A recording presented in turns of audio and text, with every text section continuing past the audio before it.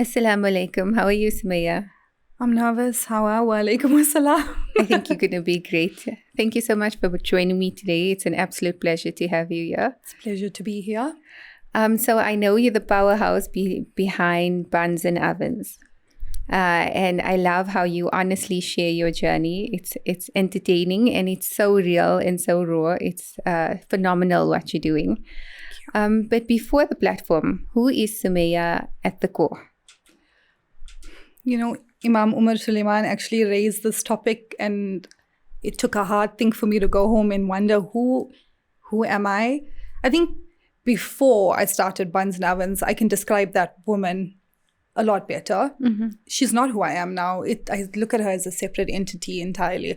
So the person before Buns and Ovens was just, I'd say, like you say, powerhouse. I don't know if I'm a powerhouse right now, but she was. She was ambitious and she had goals and she wanted to do great things in her life. She had a strong sense for justice. I wanted to be the first president of South Africa back then. I laugh now, and people laughed at me back then, but I was like, listen, I'm going to do this. So that's who I was. Who I am right now, I think I am completely transitioning from that. I don't actually have a definitive stance on who I am. I laugh and I say an existential crisis. And I talk about it a lot on my page. I'm like, I don't know what it is about 35, but I feel like I'm just trying to figure out now, who am I? Because who I was back then is not who I am right now. Who I was during children or having my kids, I'd like to think was not me. Now that they're a bit grown up, I think we're in the figuring out stage. So if you have to ask me who's Sumaya, she's, I'd say, a woman in progress. We're still a huge question mark. And I know you described your life to me in 3 parts. Could you elaborate on those different 3 stages? So I basically saw the 3 stages from the point of my anxiety, because I felt like it manifested in very different ways. And I didn't even know that it existed in me prior to me turning 16 and 17. I didn't know what that burning sensation I was getting in my chest was. I just know I used to feel like I was having a heart attack and I couldn't breathe properly. But the first stage of my life, which I think we've gone through now, is, this person who had hopes and goals and wanted to go into politics. And I had a clear-cut vision of where I wanted to go. And I also never let anything stand in my way. If there was anything that granted me an opportunity to get my foot in the door, you best believe I was there. No one was going to tell me no. My parents would be like, but what if you don't make it? What if... It's fine, we'll handle it. But I am going to make it. I was that confident in myself. Yeah. But I also put an immense amount of pressure for me to be the person I wanted to be, not what everyone else wanted me to be, what I wanted to be. And in putting all of that pressure on me, I would find I'd get sick quite often and go to a hospital, go and get tests done. They're like, all tests are clear, but why am I having convulsions? Why am I coming up with flash fevers? Why do I have this burning sensation? My hands shake uncontrollably. I would get chosen for public speaking competitions, and before I go there, I would literally be like shaking like this. They'd have to escort me out, and then just as I came up, I would get in front of a mic and it's like that person didn't exist. I would talk so comfortably. It's almost like people couldn't make sense that this girl could possibly have anxiety, because when she stands up on stage, she doesn't look like it. I would just control a room. I would own the room. I would own a table that I was at. I was always at the front and center of every discussion. And I was also quite book smart as well. And then I went into campus, and just 300 students in a class, my knees would go weak. I wouldn't be able to enter a classroom.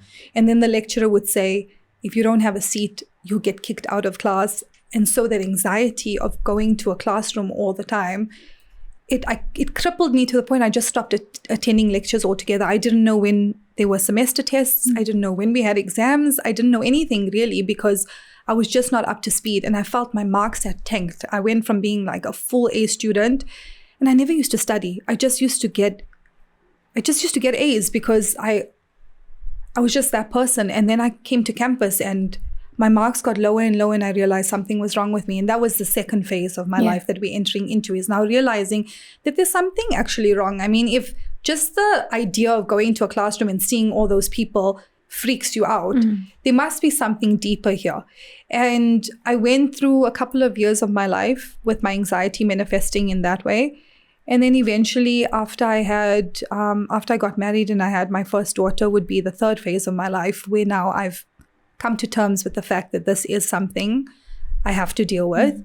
And I went through the postpartum depression and everything that comes with anxiety. And now I'm literally in that phase, is how do I overcome this? Or how do I battle it? Because anxiety doesn't just present itself as anxiety. Yeah. It goes into many different things, into paranoia, OCD. And I feel like that's what was happening with me not treating it. And those were those different phases of life where it was constantly changing, but it wasn't changing for the better. It was just changing for, I'm not going to say worse just yet. You're not going to accept that. It was just changing. It was changing. Yeah. And any help that you got in this time? So I tried various things. I'm a quick fix kind of person. I need things to work quickly for me. I'm not a motivated person. So I actually have to email anyone who's ever got my CV and say, I'm sorry, I lied. I'm not a motivated person at all. I need things to happen now. So I did go and see a psychiatrist. And I mean, they give you a pill for everything. Yeah. It's not going to help me. This just shuts my brain off. It's nice to not overthink, don't get me wrong, but to be in a zombie state all the time is just not the life that I want for myself. So we did that, and I didn't want to mix meds and try this and try that. I didn't like the idea of having to pop something in order for me to feel better. It works for a lot of people, but for me, I didn't like that zombified state, and maybe it was the wrong cocktail or the wrong concoction that they had given me, but because I needed results to happen quickly, I wasn't going to work through that process. And then I went for alternative therapies. I went for TRE. It helped, but I think where all the old anxiety started coming up, it freaked me out. Okay. It really freaked me out, and I didn't want to face any of them. I wasn't ready yet. So I stopped TRE. Talk therapy didn't work for me either, because I don't talk to anyone. I literally just want to be by myself. Yeah. But TRE did help. And then when everything had come to the surface and I wasn't ready to tackle it yet, I had stopped.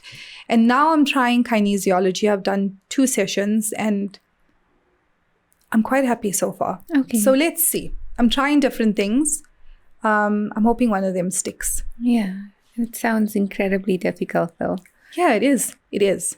And you said that you feel like you constantly live in a bubble and you have to filter everything around you. What's that like? Is it not exhausting to be like that? No, it is. It is extremely tiring. And you don't quite realize that when you are in a transitional phase, like I never believed in this energy thing before, but I think I'm beginning to understand it now. And I think I'll link it back to the whole Islamic thought that, your Allah is to you what you expect of him. Yeah. So I feel like things work in that motion. What you give out comes back. One good turn deserves another. Those sort of things all speak to what you put out there is what you get. And I feel like in a fragile state or in a vulnerable state, when you're not letting off your best energy, you attract unfavorable circumstances, situations, whether you put yourself into it or it came forth. It's literally a big finger in the air thing. But also the people that I've attracted along the way of this, who am I? What am I doing? Has just led to one bad experience after another. And so you end up becoming a recluse, which people find hard to understand because they're like, you're so open on your page and you talk so openly. You seem so like social. Yes, in a confined setting, I can speak to a person like this. It's fine. But if there were 300 people here in front of me, I wouldn't be able to have this conversation. I wouldn't be able to even make it up the stage. Yeah. It's just, I feel comfortable being by myself because I feel like there's no one to disappoint me but myself. Yeah. And I can deal with that. But to deal with outside influence and outside people and outside circumstances, I just beat myself up all the time that, when am I going to hit a good one? I'd rather just stick and stay to myself. So it is exhausting. And it's also very isolating, and you run the danger of never interacting with people again. But I'm hoping that on this path of self-discovery that I do find it in me to actually socialize. Yeah. And I did that with the table of 10. That was one of my coping mechanisms that I started for people like me. So I'm not comfortable where I am, and I think that's a good sign. And this table of 10 that you've taken as an initiative, what was the reason for that? And what did you see come out of that?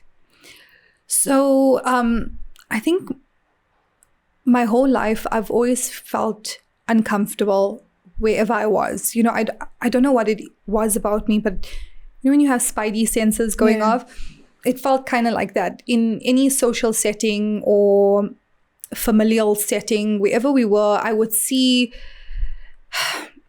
just see, you know, generational trauma at the forefront, or just a conditioned way of thinking. And I always felt like I needed to be a person who speaks about this, but there's a time and a place, and my time and place was always wrong, and that's me. I never picked the right time, and I never picked the right place, and I never picked the right people. And these issues would sort of sit with me all the time. And then when you become an isolated person or a recluse, and you're sitting at home, and these things go in your mind all the time about, no, why is life like this here? And why is it that we have to accept this? And why is this cultural notion more important than what we're supposed to do religiously? When you sit with all of these things and you have your conversations with yourself, there's no room for learning, because you've kind of made up in your mind that this is how things are supposed to be. And I'm a person who constantly just wants to learn from other people, but I also wanted the capacity for myself to be able to socialize in a certain setting. So I created the table of 10 so that women who, like me, are stuck at home but have something to say can come to a table of strangers and have the security of knowing that none of them know you there. Yeah. So you don't need to be self-conscious. You don't need to worry that they're going to take it back to your family or your friends. And I always try to make sure that it's people coming from different parts. But, you know, when this table of 10 comes together and the conversations happen, you realize that we all have so much in common, and you don't feel so weird anymore. You don't feel so crazy. You're easily labeled as being a mad hatter when you're sitting in a group of women who think like this, or anyone, not even just women. People who think like this, but you're deciding to take a detour, you want to take an off-ramp here and there, then people think you're just mad. And I sat with that label my whole life. Oh, you know, she's problematic. She's got her own ideas. It's nice to get to a table where other people have your ideas and you realize I wasn't that difficult. It was just not my people. And I think that was the table of 10. We don't get it right each time. I mean, you get clashing energies on one table, but I always encourage the women who come, try another table, try another one. You might actually end up forming friendships with other people that were highly unlikely at some point. Yeah. So, yeah, that was the table of 10. And solitude and stigma in the community, right? What did that mean for you, and what cycles would you want to break? Oh, do we have like a whole day for this? Yeah, I think we need a whole day for cycles. You know, sometimes I don't even think they're definitive, because a lot of the time I have to fact check everything. Like Islamically, like I'm a Muslim first. Is this in line with what we're supposed to be practicing in Islam? Is this, so I'm always holding my cyclical breaks under intense scrutiny in terms of where does it fit in first in my faith, because that is front and center of everything. And so I think one of the cycles I'm really trying to break now is the cycle of inauthenticity, because I think I'm just at that phase in my life where I'm seeking real and authentic connections with people. And I've been exposed to many connections, particularly in the last year or two, to people who've been like highly inauthentic, and it's made me completely and disgustingly uncomfortable. Okay. And so one of the cycles I want to break is us always having to fake things to preserve a certain reputation, so that you are an upstanding member of society, but that's not really you. So how do you take that label of, oh, I'm a good member of society, or I'm an upstanding member in the community, if you're not really that person at heart?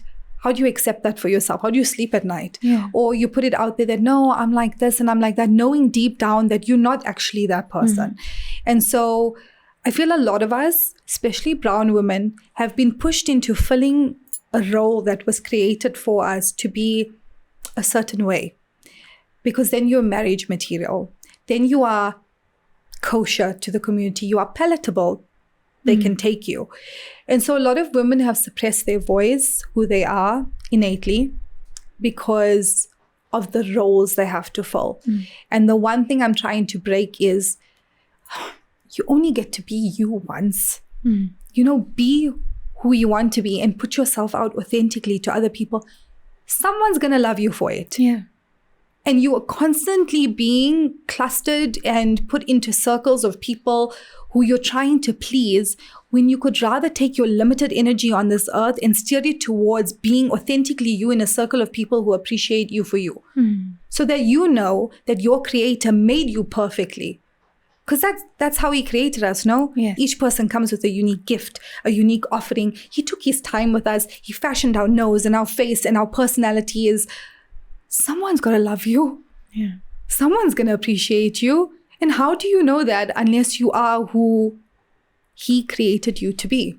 And so I think that's my main cycle. The other ones I have to like check, you know? I have to just, you know, make sure that they are in actual fact going this way. Yeah. Yeah. And speaking of love, where did you meet your husband? So my husband's from the UK. Okay. Our families like overlap. So whenever my father used to go over to the UK to like check up on business or whatever, then he used to end up playing soccer with the young guys. And my father's very close with my husband's father. So when he came down to South Africa, he came to come and visit my dad. And my mom told me that some Yusuf is coming to visit my dad. So I thought it must be an old man, you know, elderly guy. I'll just put something respectable on. I'll open the door. And when I opened up, it was this person who was the same age as me.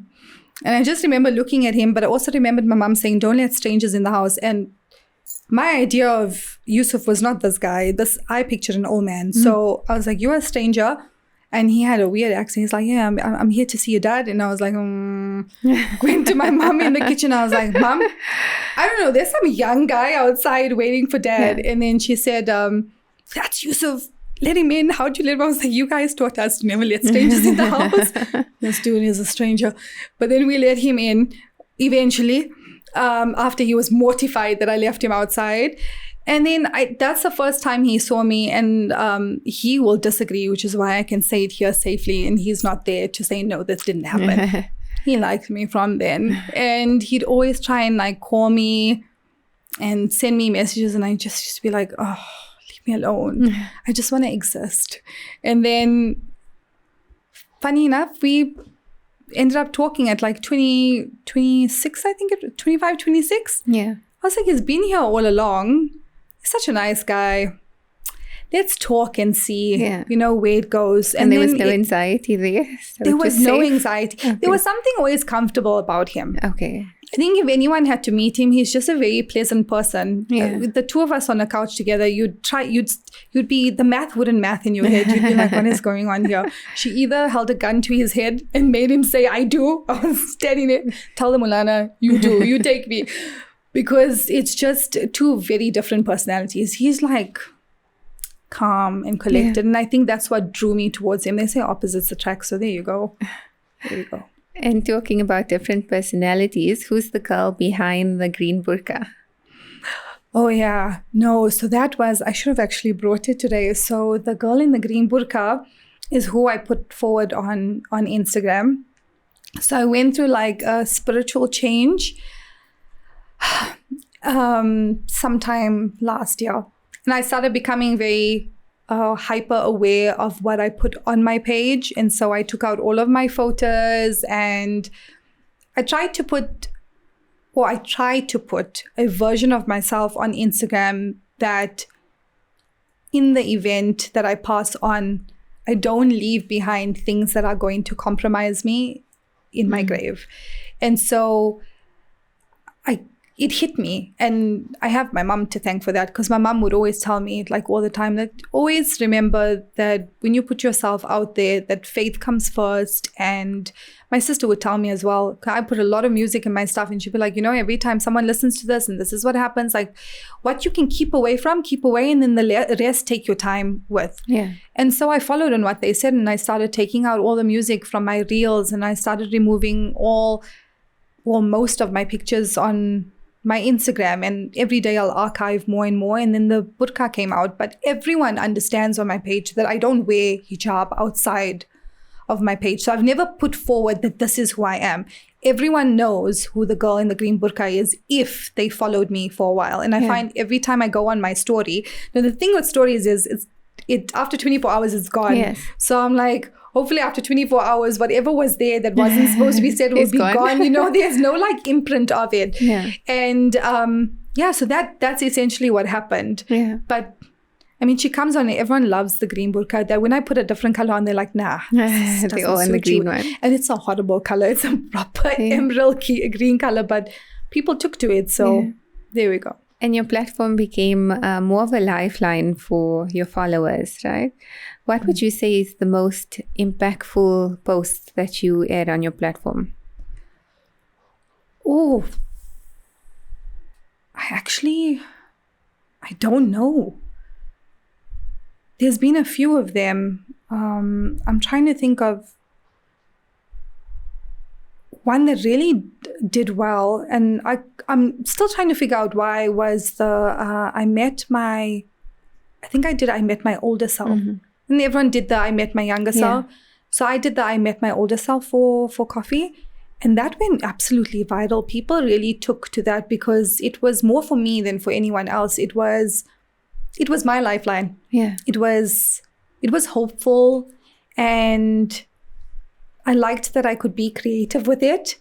And I think that's the one that really resonated with people because they felt like instead of looking at what we were, can we start being hopeful of what we can possibly become? Yeah, that was it. Except the Devil Wears Prada trend that I did like a couple of days ago, and then I had to archive it because I got anxiety from all the Americans that came on my page. I was like, get off. Yeah. And how do you know what content to create, or does it just come randomly to you? It comes randomly to me. Like whoever's on my page and has been there for a long time, they know that I am literally the most untrustworthy person ever. And even though I try to work with someone to cultivate a brand, she'll tell me, every time you don't post for like a number of months, it creates a lack of trust. I'm like, listen, I've got a huge issue with putting something out there just for the sake of it. Like, how do you speak about something if you're not passionate about it? So I'm only going to talk about something that I'm passionate about. And most of the time, the content that I put out would be something that I was thinking about that day. Whether it was sarcasm, whether I was trying to be funny or not, or really super serious, it was something that I was thinking about on the day that I felt needed to be brought to the forefront of the discussion, or needed to give people a bit of insight into the type of personality that they're following.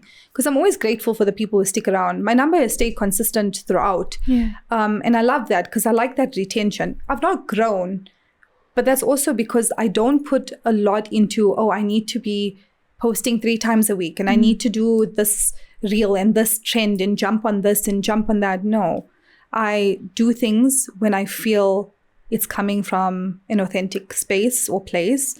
And I try to steer away from talking about things that I don't actually care about because, like I say, I feel so uncomfortable. I'm like, that's not me. I can't put that out. If someone had to meet me, imagine how embarrassing.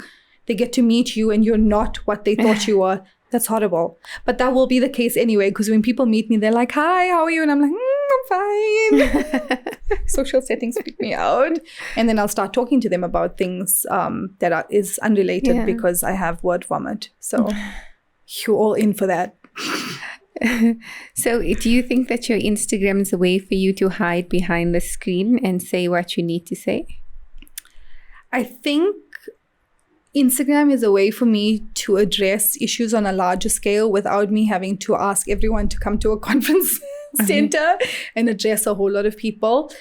I think it's more in a digital space, it gets more coverage. Okay. So I think in that sense, I felt like I was having, like I say, it's like casting a net out into the ocean and then catching the fish that were meant for you. That's what I like. I like that a person can come to me and tell me, I talk to you all the time. Yeah. This is my Instagram and I know you. I know you. This is your profile picture, because that's who I cast the net out for and they caught onto it. And I love that I have these interactions with them. And I'm sorry for not replying to your DMs for a long time, but I will reply. It's nice to be able to find your people. So that's also it as well. It's not even just the convenience of being able to talk to a lot of people without hiring out a event or function center, but it's nice to be able to cast a net and then find who was meant for you. Because when people come forward and they're like, oh, I thought I was crazy, I was the only one thinking about this, I was like, we'll be crazy together. I love that we can all be mentally unstable as a group. Now we're all together in this. So it's more forging connections, because I was feeling so claustrophobic or maybe just misunderstood in the existing circles. So another area that we spoke about was the inability to dream, because you were already so accomplished, but you do nothing with your accomplishments. Do you think healing takes you out of that and helps you dream more? I would hope so. Okay. I would hope so, because that's why I'm doing it. When I meet, when we talked about the 3 phases, when I meet people from phase 1 of my life, so that's everyone I went to school with. A lot of them, because I meet them from time to time, if they ever stayed in the area. And then when they see me, they're like, you're a mom. But what else are you doing? I'm like, no, I'm a mom. Are you working in corporate? No, I'm just a mom of 3. I'm at home drinking coffee and trying to survive and making sure that my kids don't eat nonsense for breakfast, even though I do sometimes give them that. And then they'll be like, one girl actually said to me, that's such a disconnect. And I said, what do you mean? She's like, that's such, who you are right now is such a major disconnect from who I knew you to be in school. Like, one even said to me, you were so intimidating in school because like you were just top of everything all the time. Like, we didn't even attempt to try and beat you at anything, because what's the point? Like, she's just going to take the trophy anyway. They're like, you were that intimidating. Not on the sports field though, I was rubbish. But they're like, just everything about you was intimidating. You were so strong. And now you're just like, I feel like we didn't even go to school together. And so I feel like a lot of the people who knew me and what I know of myself, I had massive potential. And I like to think I could have done something great with my life. And if my greatness was destined to just raise my kids to be great, then I'll take it with much difficulty. But I will accept it. And maybe my greatness wasn't meant for me. It was meant to be used as a medium to motivate who comes from me. So to answer your question, sorry, because I went wayward there. I don't know if seeking therapy helps get you back to where you were. It might just help me make peace with where I am. So I'll see where the road takes me, but I'm hopeful that I can hopefully regain a satisfactory level of what or who I wanted to be, so that I'm not ever wondering, because I think I need that for closure. Some people will just accept. I'm not an accepting person. I need to go through stages. So hopefully, when I'm 75, I'll make my peace with this. I think you're doing great, though. Thank you. And if women are struggling with the same thing that you struggled growing up with, what would your tips or your suggestions be to them? Get help. Like, I saw a video this morning as I was going through doom scrolling because I needed to just regulate. And as I was going through all of that, I came across a video. I can't remember what movie it's from. It's an animation, the wolf, the horse, and something. And I think it was the wolf who said, I could be getting this horribly wrong, that there's strength in saying help or asking for help. To be able to admit that you can't do something on your own is the greatest portrayal of strength. And somehow brown women, and I say this very cautiously, could just be where I am. So I'm going to say that cautiously. The circles of brown women I come from and what my lived experiences are, is that you shouldn't ask for help. You should do it all on your own. Yeah. Everything has to be done on your own, or else you're a bad mother, you're a bad wife, you're a bad member of society, you're just bad in general. And so we have this idea that you have to do everything on your own. And there's some women who will exhaust themselves to the point, excuse me, they will exhaust themselves to the point where, their mental health is crippled because they're forced to believe, or they've been led to believe, that they have to do it all on their own, because saying help means weakness, when in actual fact it's not. So my message would be to women who are struggling with anxiety or OCD, the proper kind of OCD. Stacking things neatly is not OCD. I'm talking about all plugs must be switched off, all cupboards must be closed, all blinds must look a certain way type of OCD, the ones that don't let you sleep at night until you're convinced you're not going to burn the house down, that type of OCD and paranoia and whatever else comes from that you get help. There is nothing wrong with that. It's something very admirable for a person to admit that their mental health needs some sort of caring for, and then going and doing exactly that. So by whatever means necessary. And also foster a relationship with your spouse so that they're able to be your strength for you, or be that help that you need. There is nothing more suffocating than being in a home where whatever you're going through is undermined, or you classed as being sensitive, or, oh, she's just overthinking again. Oh, she's just sensitive. No, I'm not. I have real actual feelings, and I expect the relationships in this house to understand where I'm coming from. So, yeah. Yeah, I think who you surround yourself with makes all the difference. It does, because you also don't want enablers. Yeah. It's a very thin line that we walking, because it can very easily get blurred. And I say this very often, especially to people that I'm with, that, support is not always yes to everything. Support isn't always, oh, you're right. Yes, no, this is right. That's right. You keep doing you. No, support is also, I'm going to listen to you, and I'm going to say that you're going through whatever you're going through, but you need to get out of it as well. And maybe we should find ways. Support looks like that. Care looks like that. There's just berating, but there's also constructive criticism. And the people who care for you are the ones who are not going to enable you to keep spiraling. They are the ones who are going to come there and say, you know what, yeah, I understand you're going through this, but you could also look at this option, and then maybe I can help you on that way. So finding your people, yes, but you also have to make sure your people are not enablers, or else you're just going to be stuck, and you don't want to be stuck. You want growth. So, yeah. When your anxiety is at its peak, or you're going through the most, how do you ground yourself? I don't. I don't ground myself. My spouse keeps me grounded. Okay. And my mom. We all battle anxieties in different ways. And I like to think that even in my little circle, we all have our bits, but the people who keep me grounded is my mom. And my husband, not at first. I mean, I think it took him some getting used to understand that he was married to someone who doesn't keep things on the inside. Like, my husband's a very much, I'll move on with my life. Like, okay, we'll just walk over the speed bump. And then if I get another one, I'll just keep walking over it, and I'll just get on with it. And he's very fine to do that. And so I've never encouraged him to not do that, because it works for him. It's not like it's manifested in a way where now his speed bump has turned into a mountain. Yeah. But for me, it does. Walking over a speed bump, I'll keep looking back at it as I'm walking, and then I'll go over the second one. So now I have 2 speed bumps in view. For someone who's looking in the rearview mirror of life all the time, sometimes you need people who don't, or people who know how to work through it to keep you grounded. So I found my people, and that it's just 2 of them. But I love them for what they do for me. Anything I'm going through, I just call my mom. And the poor woman has to take all my trauma dumping. But alhamdulillah for having a mother that doesn't enable. And my partner also does not enable. But they will accept me for who I am. And I think that that's how I remain grounded. I can't take credit and say, no, I do this. I go meditate outside. I go and lay on the grass. And I have the wind in my hair. No, I don't.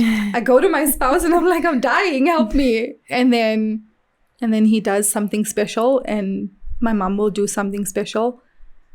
By that, I don't mean flowers. We're still waiting for that. But I'll do something that makes me feel okay again. That's beautiful. Yeah. And to close off today, what words of wisdom would you like to share? I'm not a wise person. I need time for this one. So we touched on individuality. So I would say that is the wisdom I would impart. I don't consider myself a very wise person. I think my mother would be better off sitting here on this couch. She'd ace this interview. I would say never stop learning. And that goes for everything. Never accept that this is the final version of yourself. It irritates me when people are like, I'm doing my best. No, you're not. You're not doing your best, Susan. You're doing your best for now. That's what you should be saying. We can always do better.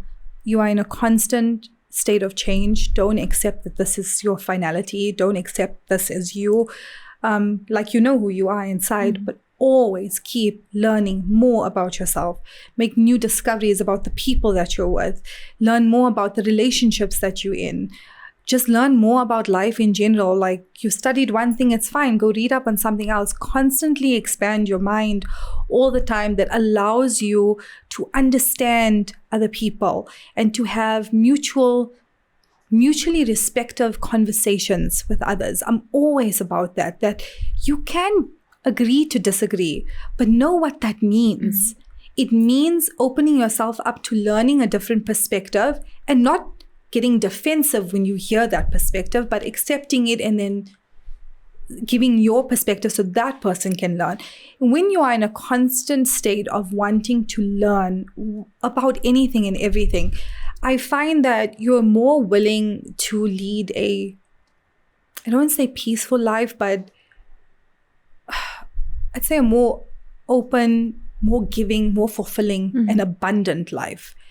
And when you're constantly in a state of saying, I think from a faith perspective as well, you're always supposed to be seeking knowledge. I mean, there's so much wisdom in that I would say to people, just never, never stop learning and never accept things as they are. Always know that you can do better and always know there's room for growth and find that pathway there. Yeah. That's beautiful. I love it. Well done. I feel so proud of myself. You should be. I got through that without vomiting. Yay. You should all be so happy. Thank you so much for joining me today. I think you are a symbol of resilience, and I loved this interview. You made me laugh. Thank you so much. Thank you so much for having me. I really, really liked being here. Assalamu alaikum. Wa alaikum salam.